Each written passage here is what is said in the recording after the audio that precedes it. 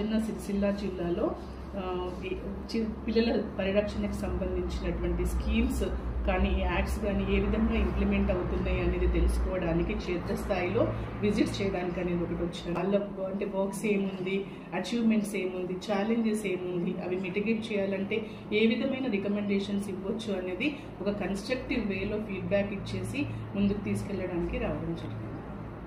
Telangana child rights commission చిన్నపిల్లలకు సంబంధించి అంటే పిల్లలు అంటే 18 సంవత్సరాలలోపు పిల్లలకు సంబంధించి వాళ్ళ రక్షణ, వాళ్ళ ప్రొటెక్షన్ గురించి ఏర్పాటు చేయబడినటువంటిది ఈ కమిషన్. దీన్ని తెలంగాణ చైల్డ్ రైట్స్ కమిషన్ అంటాం. చైల్డ్ రైట్స్ గురించి వర్క్ చేస్తాము. సో దీంట్లో ముఖ్యంగా ఏంటంటే వీళ్ళ పిల్లలకు సంబంధించిన రైట్స్ ఏవైతే వయలేట్ అవుతాయో వాటికి సంబంధించినటువంటి తక్షణంగా తీసుకోవాల్సినటువంటి యాక్షన్ గురించి కమిషన్ అప్రమత్తంగా ఉండడం అనేది జరుగుతుంది. ఇది రాష్ట్ర స్థాయిలో ప్రతి జిల్లాలో ఉన్నటువంటి వివిధ సమస్యల్ని ఫోకస్ చేసుకొని పిల్లలకి సంబంధించినటువంటి ఈ సమస్యల పరిష్కారం కోసము వాళ్ళ రైట్స్ని ప్రొటెక్ట్ చేయడానికి ఈ కమిషన్ అనేది వర్క్ చేయడం జరుగుతుంది.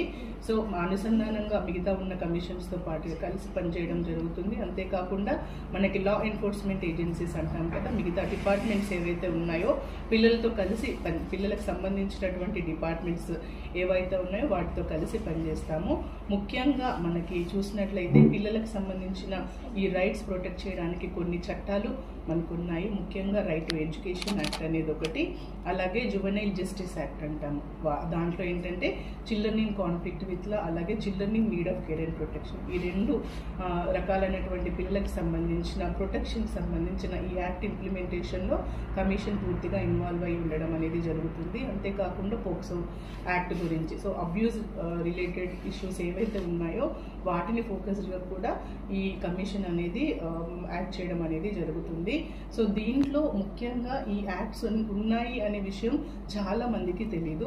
సో ముఖ్యంగా ఈరోజు మీతో కలవడానికి ముఖ్య ఉద్దేశం ఏంటంటే ఈ చట్టాలు ఏవైతే ఉన్నాయో పిల్లల పరిరక్షణకు సంబంధించిన చట్టాలు, వాళ్ళ డెవలప్మెంట్కి సంబంధించి కావచ్చు, వాళ్ళ ప్రొటెక్షన్కి సంబంధించి కావచ్చు, వాళ్ళ పార్టిసిపేషన్కి సంబంధించి కావచ్చు. సో ఈ సర్వైవల్కి ఏదైతే ఈ చట్టాలన్నీ ఉన్నాయో పిల్లల కోసము, ఈ చట్టాలు ఉన్నాయి అన్న విషయం చాలా వరకు కమ్యూనిటీలో అంటే గ్రామ స్థాయిలో కానీ ముఖ్యంగా పేరెంట్స్కి, తర్వాత ఈ ఆఫీసర్స్కి కూడా కొంతమందికి తెలిసి ఉండకపోవచ్చు క్షేత్రస్థాయిలో.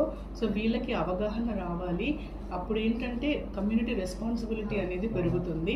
కాబట్టి వాళ్ళకి అవగాహన ఇచ్చే ఉద్దేశంతో ఈరోజు మిమ్మల్ని నేను కలవడం జరిగింది. సో పిల్లలకి సంబంధించిన సమస్యలు ముఖ్యంగా చూసినట్లయితే పిల్లలకి కంపల్సరీ ఎడ్యుకేషన్. సో చాలామంది పిల్లలు మనకి రాష్ట్ర